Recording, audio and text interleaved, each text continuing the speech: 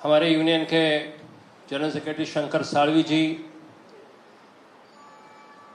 नवी मुंबई के नेता मारुति कोंडे जी, कल्याण डोंबिवली के विल्सन, मेरे साथी, मंच पर बैठे हुए साथी और दोस्तों,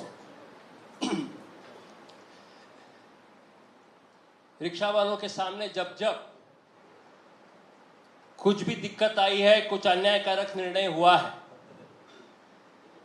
मुंबई ऑटो रिक्शा टैक्सीमैन्स यूनियन और ऑटो रिक्शा चालक मालक संगठन संयुक्त कृति समिति महाराष्ट्र, इन्होंने हमेशा रिक्शा चालकों के हित की भूमिका ली है।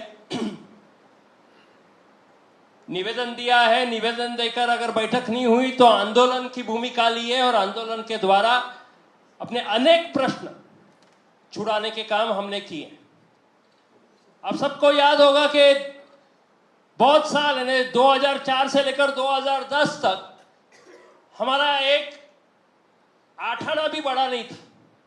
जो भाड़ा था वहीं का वहीं था, कुछ भी वृद्धि नहीं हुई थी और लोग रिक्शा का व्यवसाय छोड़कर कोई वॉचमैन ही कर रहा है, कोई कुछ और कर रहा है, कोई दूसरी संगठन बात करने को तैयार नहीं थी।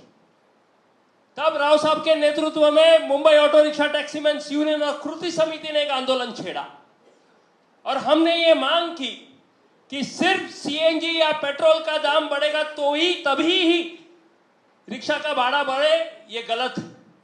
क्योंकि जैसे महंगाई बढ़ती है तो महंगाई बढ़ेगी तो हमको दिक्कत होगी, तो जैसे महंगाई बढ़ेगी वैसे हमारा भाड़ा बढ़ना चाहिए।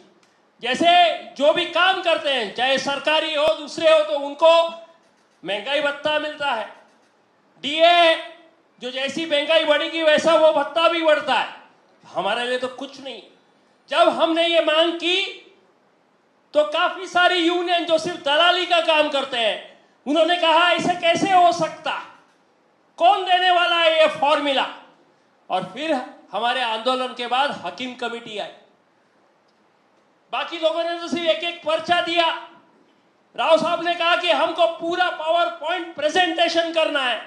हमने एक दिन पूरा उनका लिया, ट्रांसपोर्ट कमिश्नर ऑफिस के कॉन्फ्रेंस रूम में मुंबई ऑटो रिक्शा टैक्सीमैन्स यूनियन ने प्रेजेंटेशन दिया और नतीजा ये हुआ, लोगों को लगा था कि 1 या 2 रुपया बढ़ेगा, तब सीधा अपना भाड़ा 4 रुपया बढ़ के 15 रुपया हुआ था। याद है या नहीं है सर?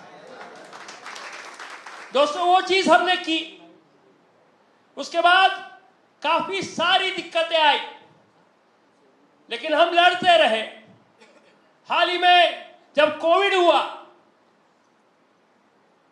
तो हमने पहले मांग की कि हमारा रिक्शा बंद सरकार ने किया। हमने मांग की कि हमको महीने का 10,000 रुपया चाहिए। क्यों? क्योंकि हफ्ता है, बाकी चीजें हैं, घर संभालना है। शायद मिल जाता दोस्तों, लेकिन कुछ ये दलाल संगठन है, उसने बोला अरे इतना क्यों चाहिए, तो फिर हमको एक बार का 1,500 रुपया मिला। उससे क्या होने वाला है? आज भी जिन लोगों को कोविड में दिक्कत हुई, जिनके हफ्ते भर नहीं पाए, उनको आज भी आर्थिक समस्या से जूझना पड़ता है। 1-1.5 साल पहले यह हो गया कि पूरे महाराष्ट्र में जिन्होंने पासिंग नहीं की है, तो जितने दिन पासिंग नहीं हुई है हर दिन का 50 रुपया। मुंबई में उसका असर कम था क्योंकि यहां पर ज्यादातर लोग कर लेते हैं, लेकिन महाराष्ट्र के अन्य शहर और ग्रामीण भागों में एक एक रिक्शा वाले के ऊपर 60-60 हजार, 40-40 हजार भरने को आ रहा था। कहां से भरेगा? मुंबई ऑटो रिक्शा टैक्सीमैन्स यूनियन और ऑटो रिक्शा चालक मालक संगठन संयुक्त कृति समिति ने आंदोलन किया।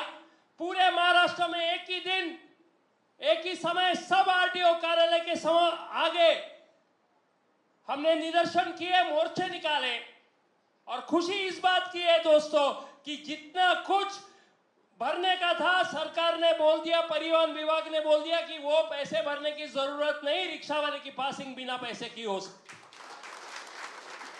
ये किया, ये ताकत है और ये ताकत जारी रखना जरूरी। हम अभी कुछ काम करना है, किसी दलाल ने आके बोला कि बाबा साहब बोल रहा है इतना देना, हम बेचारे हमको अपना काम करना है दे देते, लेकिन ये आदत है गलत, क्योंकि हम ईमानदारी से काम करते हैं तो क्यों किसी की जेब गर्म करने की जरूरत है।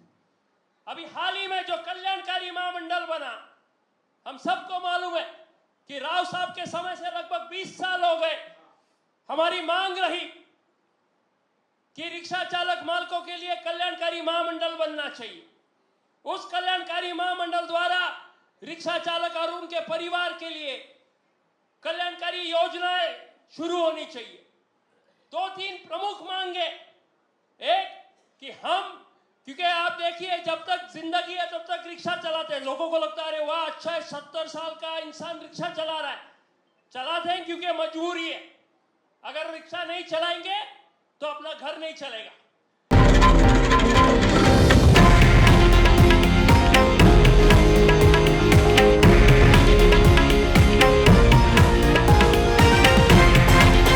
हे आहे देशातील नंबर 1 न्यूज नेटवर्क आणि आपण पाहत आहात TV9 मराठी, एकमेव।